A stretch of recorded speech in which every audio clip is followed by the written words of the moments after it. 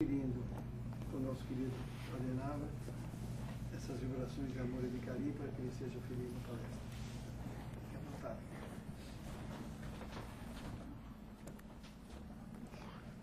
Meus irmãos, muita paz.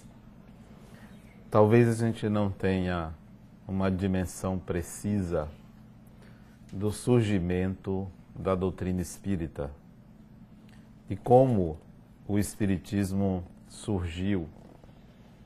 Essa dimensão viria se a gente pudesse voltar 200 anos atrás. Vamos fazer um exercício para que a gente consiga voltar 200 anos atrás. Nós estamos em 2014, 1814. Certamente não poderíamos estar aqui porque não tinha luz. Luz elétrica não tinha. Vocês já imaginaram uma cidade sem luz elétrica? Não tinha geladeira, não tinha internet, não tinha telefone, não tinha qualquer indústria. Tudo era manufaturado, isto é, tudo era à mão. Imagine uma época em que você não podia desfrutar das coisas que hoje nós desfrutamos. Só para entendermos mais ainda, as roupas que nós usamos, o colorido do azul, do vermelho, do lilás, do verde, isso também não era possível nessa quantidade que a gente vê hoje, porque era tudo muito cinza, tudo muito escuro, ou as coisas não tinham uma coloração, as roupas não tinham a coloração que nós vemos hoje. Vocês já imaginaram um grupo de pessoas nessas condições, onde quando anoitecia, todo mundo tinha medo da noite, do que poderia acontecer à noite. Nesse contexto, também aconteciam fenômenos mediúnicos.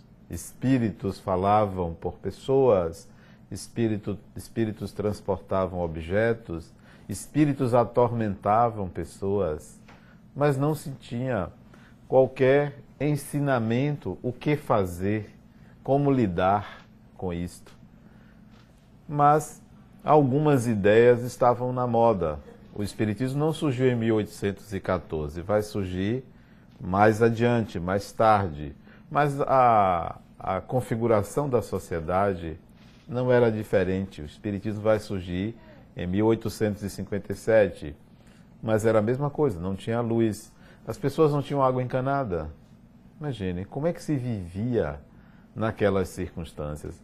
Mas existiam cidades numerosas, né? Muita gente, mas tudo em condições precárias, tudo com muita dificuldade. Pois bem, em 1804, só para lembrar, nessa época, um dia atrás, dia 3 de outubro, nasce um francês que vai estudar na Suíça. Os pais dele tinham muitas condições financeiras, ele foi estudar na Suíça. E lá ele aprendeu línguas, o alemão, o inglês, além do francês. E aos 21 anos ele volta para Paris, volta para a França. E abre uma escola, um colégio. Imagine um jovem de 21 anos, cuja profissão, ele se formou em pedagogia, isto é, em professor. Ele volta a Paris e abre uma escola. Esse indivíduo, cujo nome era Hippolyte Léon Denisard Rivail, esse francês, ele abriu uma escola e passou a ensinar, como qualquer professor ensina. Como ele conhecia o alemão e o inglês, ele passou a traduzir obras do francês para esses idiomas e desses idiomas para o francês. Se interessou pela gramática francesa e contribuiu para o ensino, para a educação em Paris. Esse indivíduo, ao atingir 50 anos, pouco mais de 50 anos, em 1854, ele vai se interessar pelos fenômenos espíritas, ou pelos fenômenos mediúnicos. E um dia, numa reunião, que se chamava naquela época mesas girantes, ele viu uma mesinha se movimentar numa sala. E nessa sala, no chão, tinha o alfabeto, a letra de A a Z e os números. E essa mesinha passava de letra em letra e alguém anotava o que é que a mesinha estava querendo dizer. Então vinham palavras, frases, ditados longos que essa mesinha proporcionava. E ele, professor, ao ver isto, questionou, mas como? Uma mesa não pode pensar. Uma mesa não tem capacidade de entender. Há alguma coisa por detrás dessa mesa. Mas como isto era muito comum na França e ele tinha muita coisa para estudar, para fazer, ele não se interessou de imediato em estudar esses fenômenos. Só um ano depois é que ele foi estudar, participar de várias outras sessões e levar perguntas para as mesinhas, que também tinham médiuns, pessoas que ouviam os espíritos, viam os espíritos, e ele passou também a levar suas perguntas para essas pessoas. Dessa forma surgiu, no ano de 1856, o Livro dos Espíritos, que ele conseguiu editar no ano seguinte, em abril de 1857, num dia de sábado, 18 de abril, o Livro dos Espíritos. Aí nasceu o Espiritismo. 18 de abril de 1857. A ignorância sobre os assuntos espirituais era tão grande que esse livro esgotou logo a primeira edição e ele teve que editar uma segunda edição ampliada no ano seguinte, depois uma terceira edição, e o livro passou a ser mundialmente conhecido. Foi traduzido do francês para quase todos os idiomas do planeta. Então o Espiritismo se divulgou no mundo inteiro graças àquele francês, cujo nome Hippolyte Léon Denisard Rivail. Como ele tinha muitos livros com o nome dele, estes livros, ele passou a usar o pseudônimo, um apelido, Allan Kardec, porque um espírito tinha dito para ele que numa outra vida ele teve esse nome, Allan Kardec. Aí ele, para diferenciar a produção dele da produção dos espíritos, ele passou a ser chamado de Allan Kardec. E aí surge o Espiritismo. É claro que uma ideia nova pode não ter o sucesso que nós hoje temos com o Espiritismo, que se você falar no Espiritismo no Brasil, todo mundo sabe o que é Espiritismo. Naquela época era algo novo, ninguém sabia o que era, mas a força da ideia, a verdade contida na ideia era tão grande que o Espiritismo se disseminou. Mas tinha poucas chances de ser aceito o Espiritismo naquela época, pouquíssimas chances. Veja por quê. Na verdade, as ideias espíritas começaram a ser disseminadas aqui nos Estados Unidos, em Nova York, no estado de Nova York. No dia 31 de março de 1848, 9 anos antes de surgir o Espiritismo, numa cidadezinha do estado de Nova York, chamada Hydesville, nessa cidade, que vivia uma família, um casal e mais 3 filhas, elas ouviram batidas nas paredes da casa de madeira. Uma casa isolada, não tinha outra casa vizinha, simplesmente acharam que era alguém que estava batendo, só que era numa parede, era na outra, era no chão. E aí resolveram imitar essas pancadas. E viu que havia um ritmo, que algo que elas faziam, a parede imitava, a outra parede imitava. E começaram a se comunicar com essas batidas. Até que elas fizeram um sistema de comunicação que era possível entender que uma batida era a letra A, 2 batidas da letra B. E aí começaram a se comunicar e perguntaram quem é que estava fazendo isso. E ele disse: eu me chamo Charles Rosman, eu fui mascate e fui morto aqui nesta casa. Eu sou um espírito. Isso em 1848. E isso foi divulgado no mundo inteiro, os fenômenos de Hydesville. Interessante que esta casa foi demolida anos depois e não se achou no solo dessa casa nenhuma sepultura, nenhum cadáver. E se desacreditou, achando que aquilo não foi verdade. Só que a demolição foi feita de tal forma, a casa não caiu toda para investigar o solo. Eles primeiro escavaram a casa e não encontraram nenhuma sepultura. Mas quando foram demolir a casa, encontraram um esqueleto entre uma parede e outra. Como se o casal que morou ali, ao invés de enterrar no chão o cadáver do mascate que eles mataram para roubar os objetos daquele mascate, eles colocaram entre duas paredes, entre duas peças de madeira e deixaram o casal ali, o cadáver ali. Então se confirmou que de fato ali foi morta uma pessoa. Bom, nessa mesma época, nesse mesmo dia 31 de março de 1848, que a gente chama o marco do surgimento do espiritualismo no mundo, é um marco, embora os fenômenos aconteciam em todos os lugares, aquele dia foi o marco. Naquele mesmo dia, na Europa, aconteceu outro fenômeno, mesmo dia. E olha que não era possível se comunicar, não tinha internet, não tinha telefone, não havia comunicação senão algo que demorava meses para uma carta sair dos Estados Unidos e chegar na Europa e se responder. Mas no mesmo dia, na mesma hora que essas meninas se comunicaram, na cidade de Bruxelas, na Bélgica, 2 indivíduos anunciaram algo completamente contrário ao espiritualismo, àqueles fenômenos. Não sei se vocês se lembram de quem eram esses 2 indivíduos e o que eles falaram.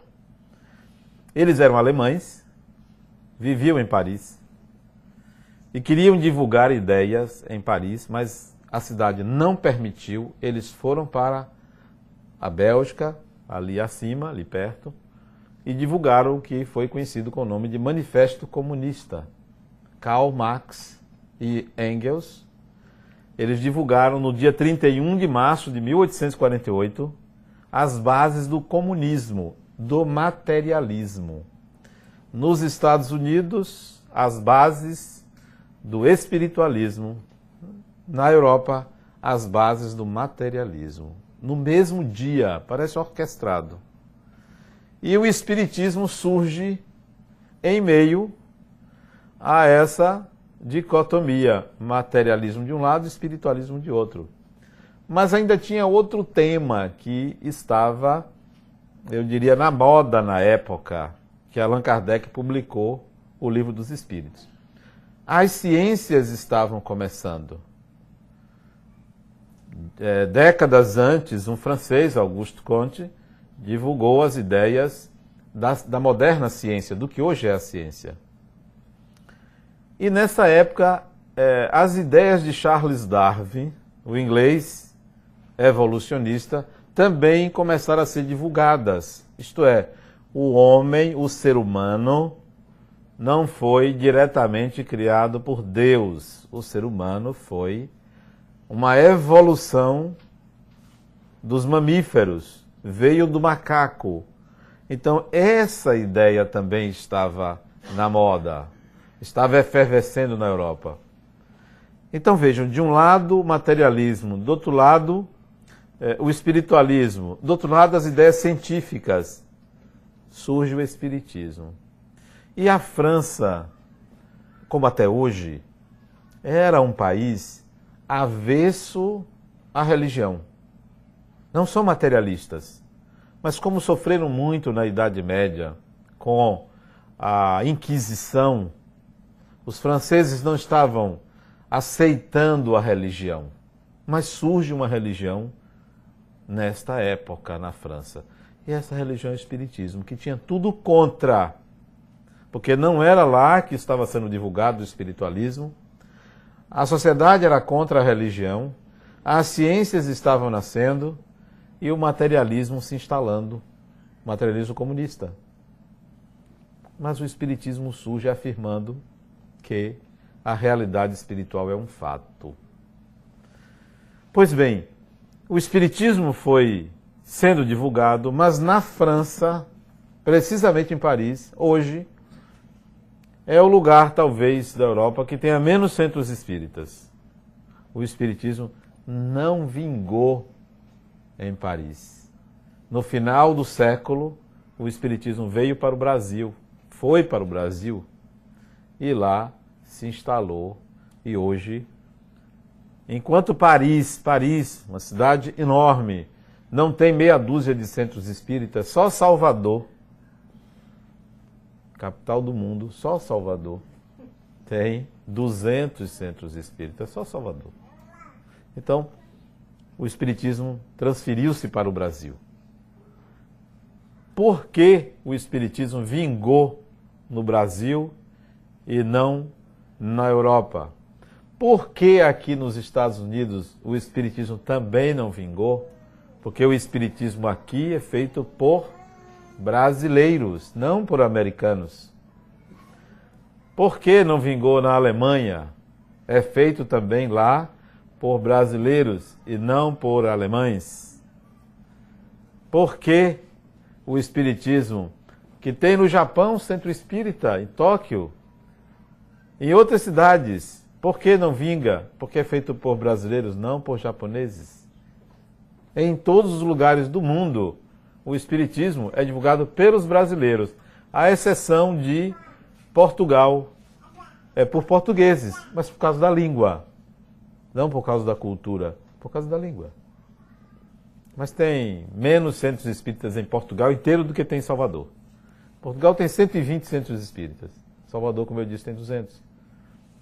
Por que que esta religião mediúnica, cristã, encontrou um receptáculo na cultura brasileira? Qual é a característica daquela cultura, da nossa cultura, que faz com que isso seja possível e não entre os alemães, entre os japoneses, entre os franceses? Por quê? Talvez o segredo esteja no nosso DNA. Nosso DNA. O brasileiro, ele é fruto de uma miscigenação genética. Não há uma etnia brasileira. Nós somos produto de 3 etnias. Em todo o mundo não tem um povo como o brasileiro, fruto de 3 etnias. Numa linguagem antiga, de 3 raças. Mas a linguagem moderna é etnia.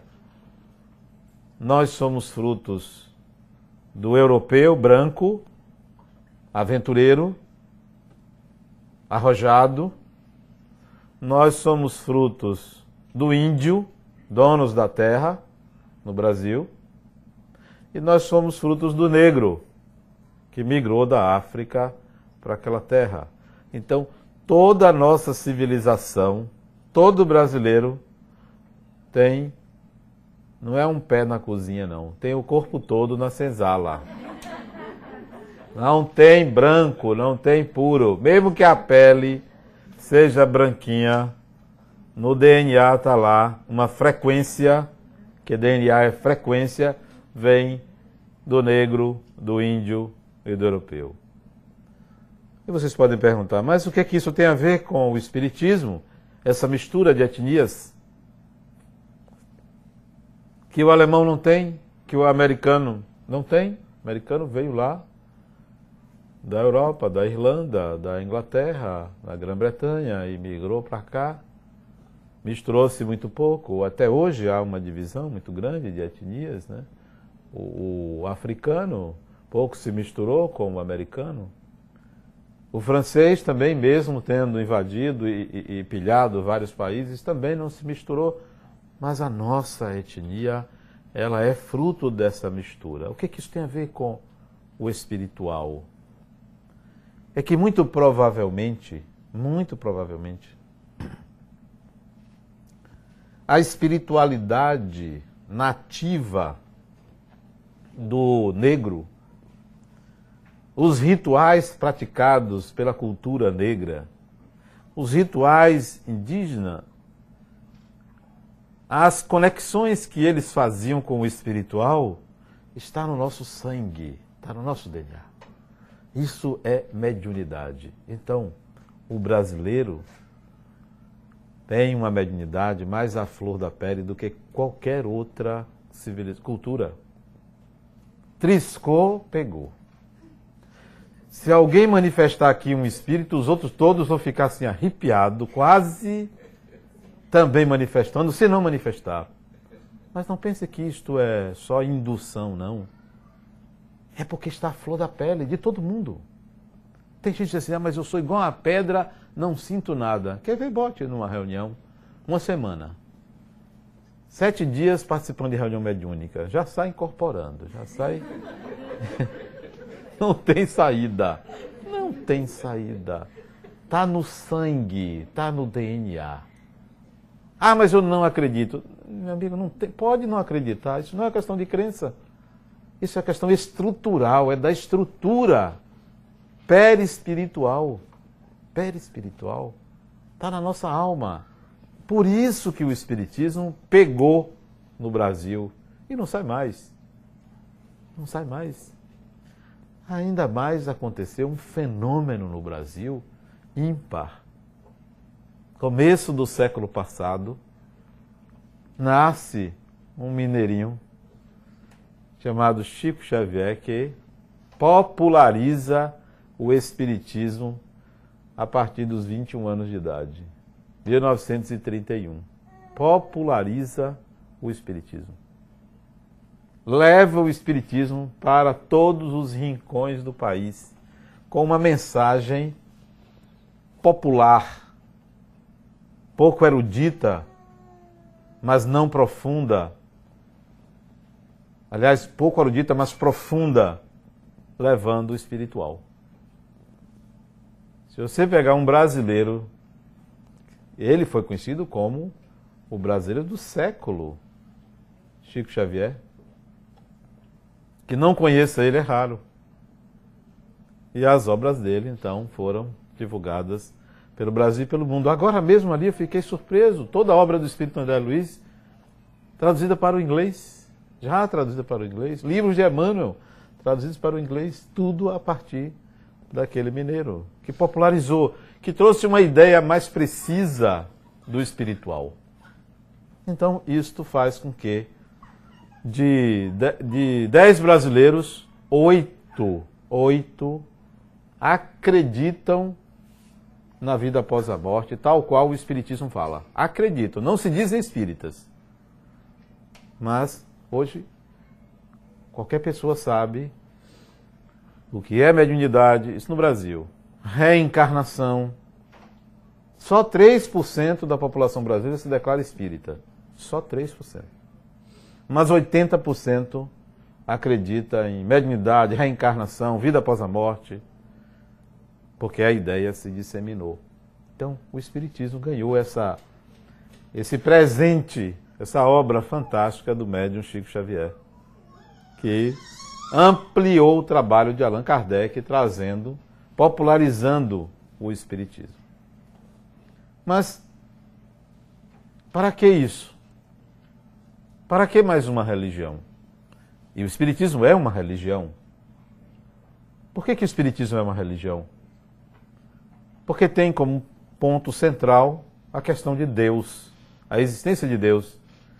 Porque tem práticas que levam à transcendência, ao encontro, à busca, à percepção do divino. Então, por aí, o Espiritismo é uma religião. Adotou o cristianismo como a religião de base. Nós somos uma religião. Nós buscamos no centro espírita essa elevação espiritual típica da religião. Mas para que mais uma religião? Para quê?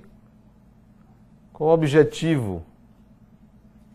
Seria para que a gente saísse do catolicismo, que aliás foi a religião que mais brigou com o espiritismo, que mais atacou o espiritismo, o catolicismo. Não sabiam eles que quanto mais se ataca uma formiga, mais ela se transforma no elefante. Quanto mais você dá valor ao fraco, ele se torna forte. Quanto mais relevância você der a um problema, mais ele se transforma numa tempestade. Então, o espiritismo, que era uma religião de poucos adeptos quando começou, o catolicismo resolveu queimar os livros espíritas. Isso na Espanha, em Barcelona. Livros de Allan Kardec foram queimados em praça pública. Ora, se você queima um livro, todo mundo vai perguntar, queimou por quê? Ah, não interessa. Interessa assim, o que é que tinha ali? Então, queimar os livros, não se queimam ideias, se iluminam as ideias, e todo mundo então passou a querer saber. Na época que os livros foram queimados, na década de 60 do século XIX, Barcelona, a cidade de Barcelona, passou a ter mais centros espíritas do que Paris.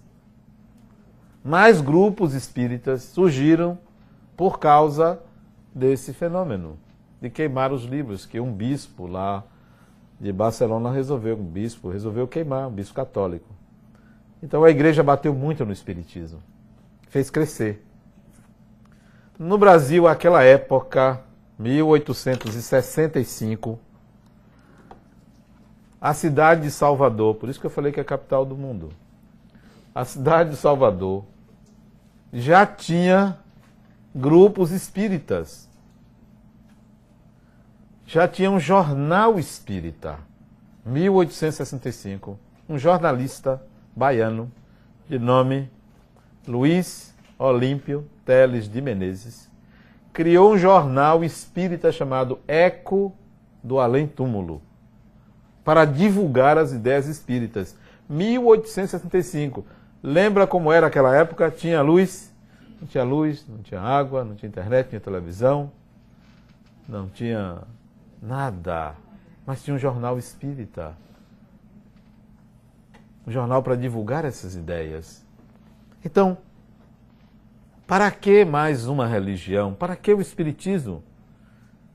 Qual é a proposta? É fazer com que a gente chegue num centro espírita e fique sentado assistindo palestras? É para que a gente venha aqui cheio de problemas e resolva os seus problemas? Para que é? É para que a gente tome um passe, para que a gente cure o corpo? É para curar a alma? Para que é? Para que serve? Qual é a finalidade? A finalidade, o objetivo dessa doutrina é libertar a gente. Libertar de quê? Tem alguém prisioneiro aqui? Todo mundo. Prisioneiro de quê? Prisioneiro do materialismo. De uma ideia que aprisiona, que é uma visão limitada da vida. Libertar a gente de uma visão não espiritual de si mesmo. Não é transformar a gente em espíritas. Não é transformar a gente em espíritas, mas é libertar a gente de uma visão estreita, pequena, da própria pessoa que nós somos. Levar a uma ampliação da consciência de que daquilo que nós acreditamos, muito do poder que a gente dá ao espiritual, a Deus, você tem, porque você é um espírito. Libertar de uma ideia limitada da própria existência que acha que um amuleto resolve um problema.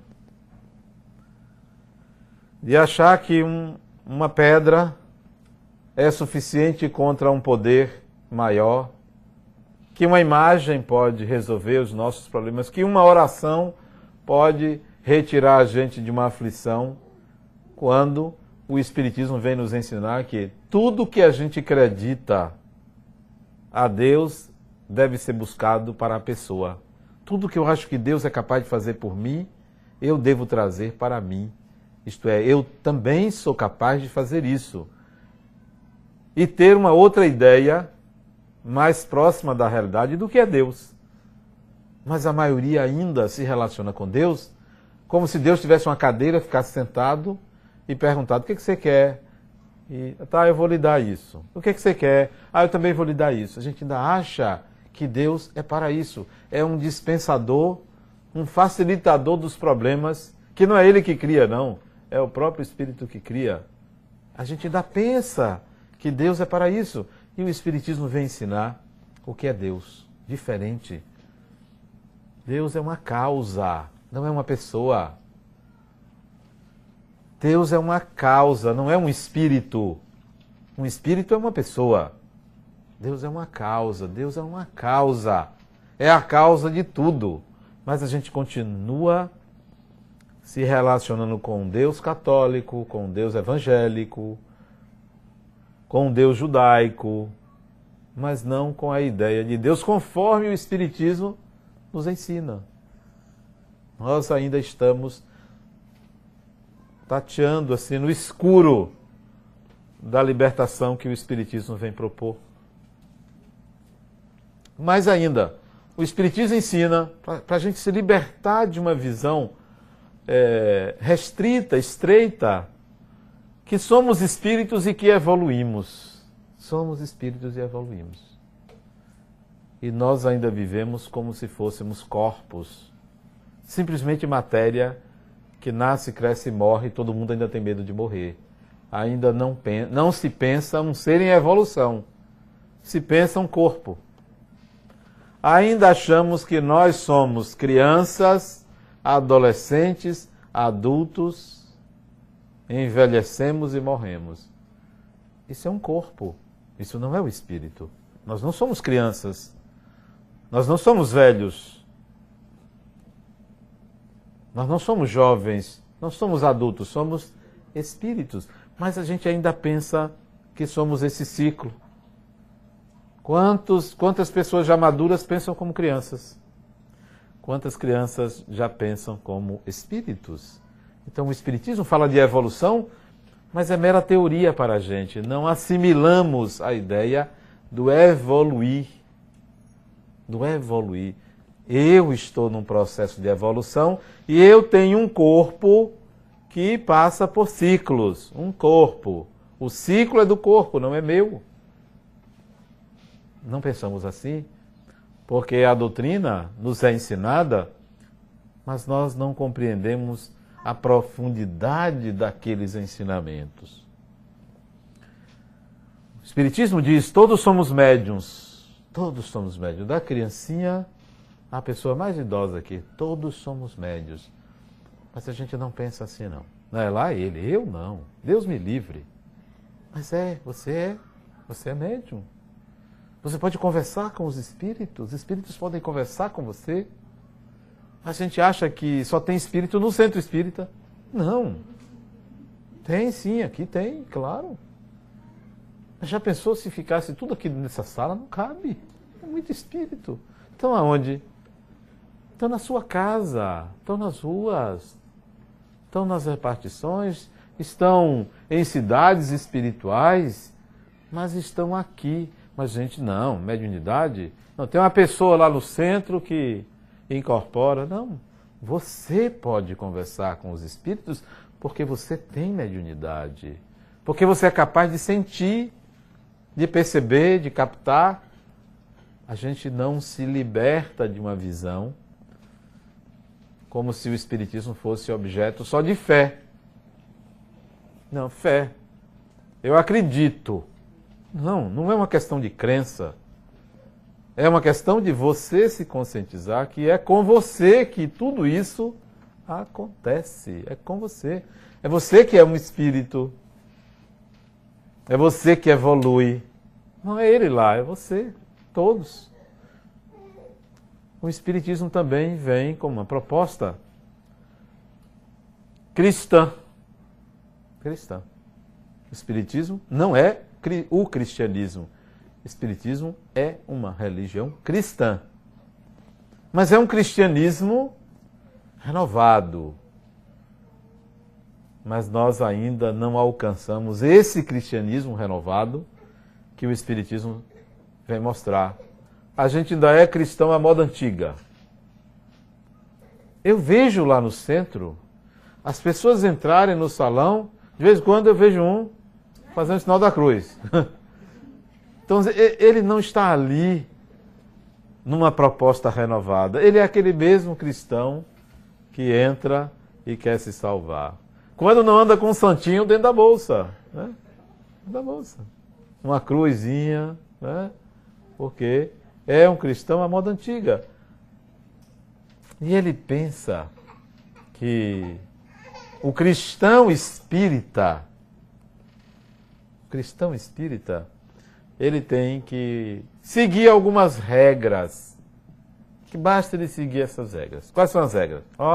Tenha paciência, tenha humildade, ame o seu próximo, perdoe as pessoas, faça caridade. Sabe o que é isso? Isso é obrigação. E a gente pensa que isso é o sentido, a finalidade. Isso é obrigação. Nós já deveríamos chegar no Espiritismo com isso resolvido. Mas precisamos ainda caminhar bastante para resolver isto que é de base. Você quer ver? Todo mundo aqui deve se lembrar que Jesus disse assim, que devemos perdoar 70 vezes 7 vezes. Lembram disso? Então nós temos que aprender a perdoar, né? E nós acreditamos, olha como tem gente que ainda acredita que perdoar é assim. Uma pessoa fez uma coisa a você, fez uma agressão a você, e você tem que perdoar. Sumariamente, você tem que perdoar. Se você não perdoar, você não é cristão. E ninguém consegue perdoar de cara. Ninguém. Nem Jesus. Porque a gente pensa que o perdão é uma mágica. Não aconteceu nada. Aconteceu. Você foi agredido. A gente não entende que perdoar é um processo. A gente acha que tem que ser, se alguém lhe agrediu, você tem que, oferecer a outra face. Não entendemos. Isto não é o espiritismo cristão. Isto é catolicismo, que diz assim, você errou, você tem que ou pagar pelo que você fez, ou perdoar totalmente. Não. Eu, Adenauer, sou espírita. Quando a pessoa me agride, eu fico zangado. Também porque eu sou um espírito comum, mediano. Fico zangado com a pessoa. E eu vou dizer assim para mim mesmo, não digo para a pessoa, isso não vai ficar assim. Isso não vai ficar assim. Você sabe o que é isso que eu estou fazendo? Isso se chama perdoar. Perdoar não é fazer de conta que nada aconteceu. Perdoar é você passar pela experiência e fazer com que naquela experiência ambos cresçam. Ambos cresçam. Isto é perdoar. Então eu vou dizer, se você me agredir, isso não vai ficar assim. Você vai ver. Um dia nós vamos estar juntos. Olha o perdoar. Um dia a gente vai estar juntos. Você não me agrediu? Pois você mesmo vai me fazer crescer. Não é assim, você vai se humilhar. Não, isso não é perdoar. Perdoar é dizer, a vida vai nos aproximar. Me aguarde. Mas não é o me aguarde, eu vou me vingar. Me aguarde porque a gente vai se reencontrar e vamos crescer. Se não juntos, mas um dia vamos estar os dois equilibrados, harmonizados. E a energia que você gastou para me agredir, você vai gastar para crescer. E eu vou pegar essa energia e vou crescer também. Isso é perdoar, não é deixar para lá. Você deixa para lá, engole a agressão do outro, vai descontar em alguém. via de regra, vai descontar na pessoa que convive com você. Ou na mulher, ou no marido. Coitado dos maridos, coitados nós maridos. Sofremos muito por causa disso. É um negócio sério. Então, o Espiritismo não ensina a gente a deixar para lá. Você tem que entender o que se passa, do porquê a agressão, do para que a agressão, do significado daquilo, em que aquilo toca em você. É muito mais do que dizer, não, foi nada, você não fez nada. Fez sim, me atingiu. O próprio Jesus estava com fome, a figueira não tinha fruto, ele secou. Se zangou e secou a figueira. Se zangou. Porque era um ser humano. Porque nós somos humanos. Espíritos são seres humanos são espíritos. Então, no Espiritismo, nós não aprendemos simplesmente a fazer de conta que as coisas são mágicas. Você tem que ter paciência. Mas espera aí, o que é paciência? É simplesmente ficar apanhando a vida toda? Isso é paciência? Isso é submissão, isso não é paciência. Paciência é uma atitude. Que atitude é? Perdão é uma atitude. Que atitude é? Humildade é uma atitude. Que atitude é? É um processo. Mas nós ainda achamos que ser cristão é ser católico. Nós não somos católicos. Não somos. Somos espíritas. Temos uma visão ampliada da vida. Não estamos aqui para nos salvar. Tem alguém aqui para se salvar? É melhor ir para a igreja. Não, aqui não é lugar de salvação. Aqui é lugar de aprendizado, de autopercepção, de amadurecimento da consciência de ser um espírito. Diferente. É totalmente diferente. É libertador o Espiritismo porque nos ensina que o mais importante desta vida é essa consciência de que nós estamos aqui, somos espíritos imortais, estamos voltando aqui. Vamos retornar em outra oportunidade e temos que buscar um sentido e um significado para esta encarnação e para a existência como um todo. Nós não estamos aqui de passagem, como muita gente diz, não, isso aqui é de passagem. A vida verdadeira é a vida espiritual. A vida verdadeira é a vida do espírito, quer ele esteja encarnado, quer ele esteja desencarnado. Essa é a vida verdadeira, é a vida do espírito. Não é a vida do lado de lá. Como se isso aqui fosse o quê? Uma brincadeira. Não, isso aqui é uma farsa. Isso aqui é uma ilusão. Ilusão coisa nenhuma. Isso aqui é realidade. Isso é vida, isso é espiritualidade. Nós estamos aqui para aprender. E quando desencarnarmos, estaremos na vida espiritual para aprender também. Isso é um contínuo. Então, é libertador porque tira aquela visão de que não, a gente está aqui, basta você fazer meia dúzia de caridade e está resolvido, você vai ter um lugar no céu. Essa era a ideia católica. Que basta que você seja bonzinho aqui para merecer alguma coisa do outro lado. Não funciona assim. Não é assim. Não é essa barganha. Não é essa barganha. Não sei se vocês já leram um livro da FEB chamado Voltei. Alguém já leu esse livro? O espírito que psicografou deu o nome de Irmão Jacó. Pseudônimo. E ele desencarnou, ele foi presidente da Federação Espírita Brasileira. Espírita de carteirinha. Desencarnou pensando que, eu fui presidente. Nada, aqui você não é presidente, aqui você é gente. Se viu como qualquer pessoa. Como qualquer pessoa. Com as mesmas dificuldades de qualquer pessoa. Não tem nada garantido. Olha, eu vou lá para o centro espírita porque acho que depois da morte vai ter alguém que vai me ajudar. Mentalidade de barganha. Mentalidade retrógrada de que as coisas são assim, eu vou fazer o bem para Deus me ajudar. Eu vou fazer o bem para Deus me ajudar. Faça o bem porque é bom fazer o bem. Não é na expectativa de que você vai receber alguma coisa.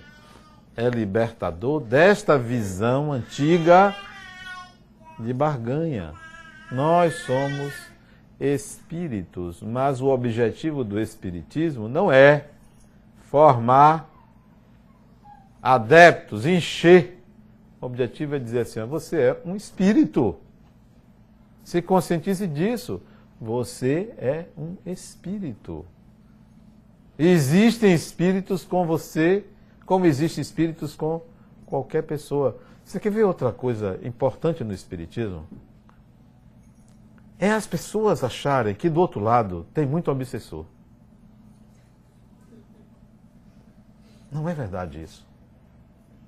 Não é verdade. Tem do outro lado da vida muito mais pessoas boas do que ruins. Sabiam disso? Tem mais gente ajudando do que prejudicando. Mas isto não é da mentalidade coletiva. Você quer ver? Nós somos aqui 1, 2, 3, 4, 5, 6, 7, 8, 9, 10, 11, 36 pessoas. 36 pessoas. Fora os que estão assistindo pela internet, você está passando. 36 pessoas. Quantas pessoas aqui encarnadas são obsessoras?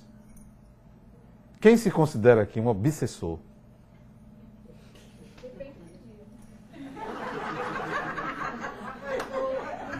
Então, vamos admitir que o dia seja agora.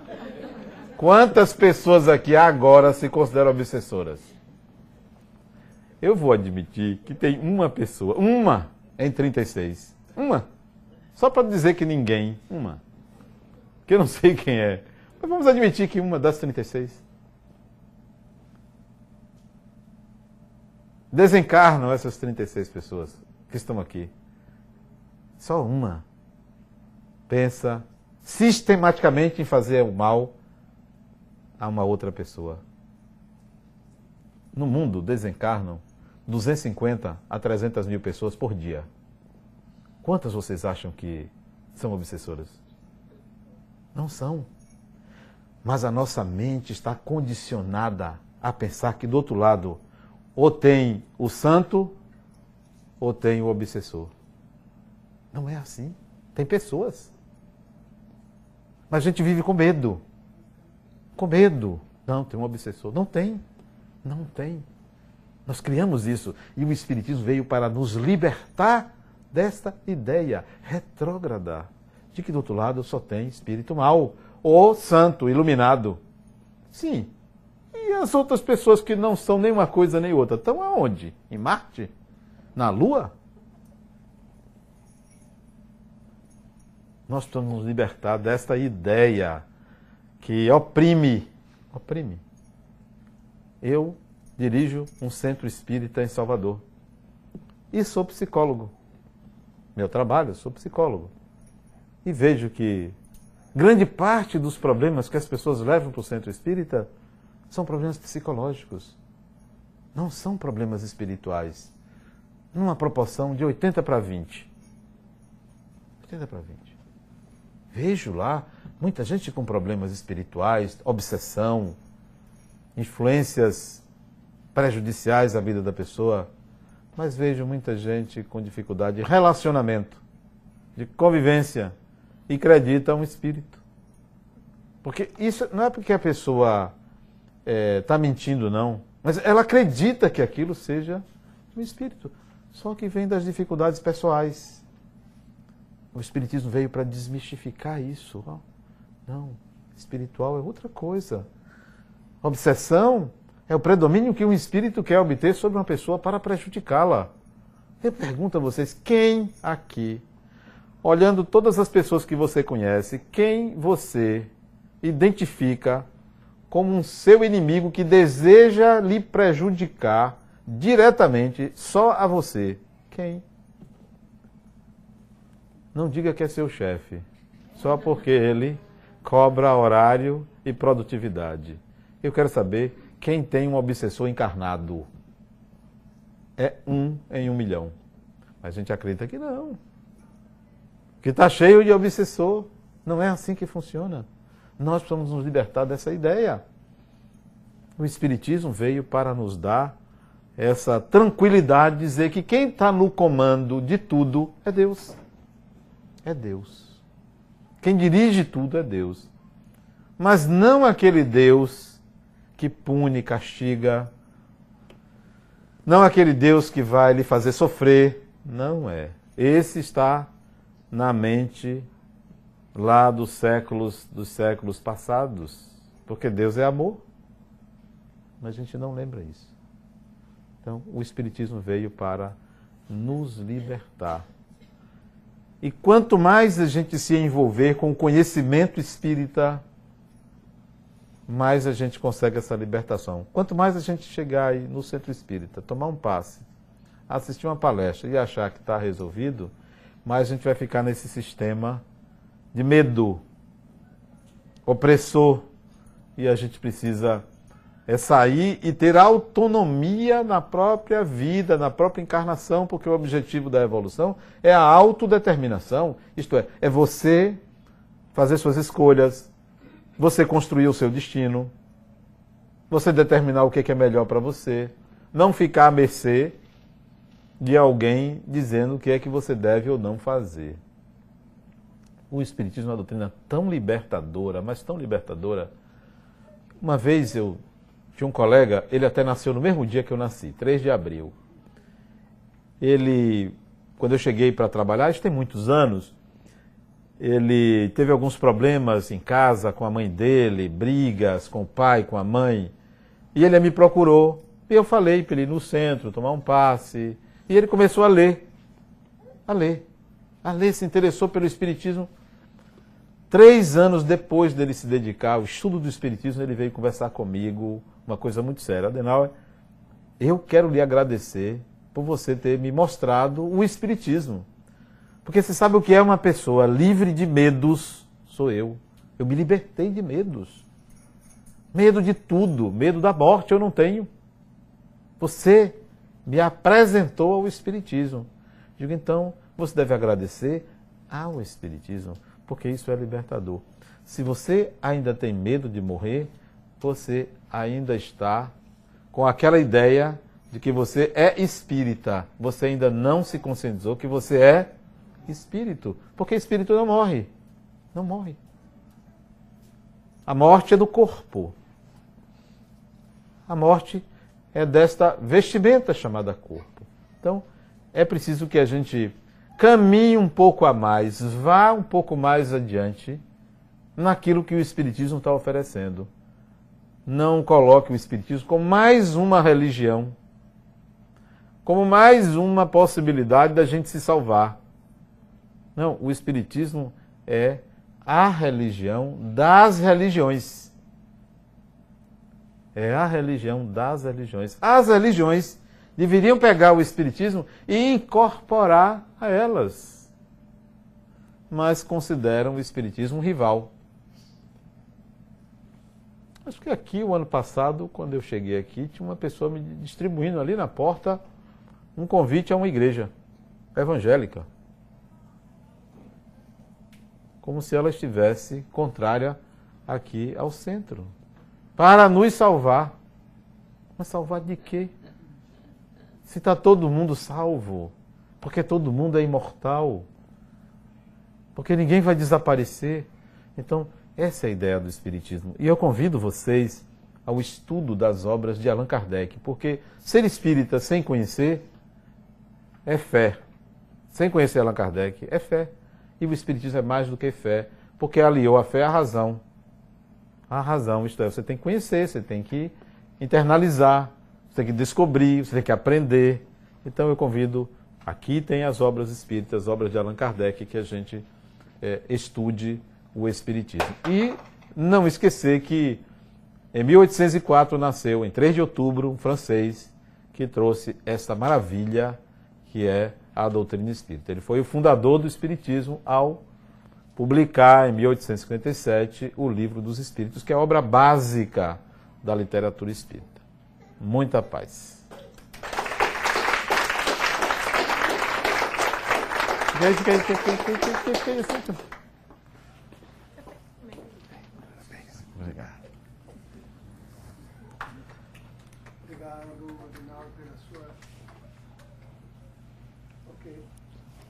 Obrigado, Adenal, pela sua brilhante palestra, que nos estimula cada vez mais a estudar, nos aprendermos e a praticar.